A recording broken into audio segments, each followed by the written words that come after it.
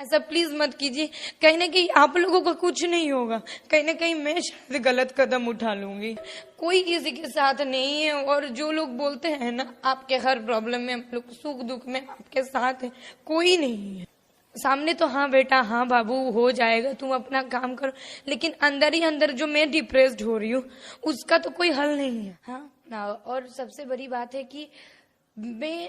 अपने काम पे बिजी रह रही हूँ, ना किसी को कोई चीज का प्रॉब्लम कर रही हूँ। क्या है ना, इंडस्ट्री का कुछ लोग, इंडस्ट्री के बाहर भी कुछ लोग हैं जो लोग गोल्स बना के मुझे चाह रहे हैं कि मुझे डेमोलाइज किया जा रहा है, मुझे डिप्रेशन में फेंका जा रहा है कि ऐसे करके ये डिप्रेस्ड हो जाएगी। और कहीं ना कहीं मैं अगर कोलकाता से बाहर अगर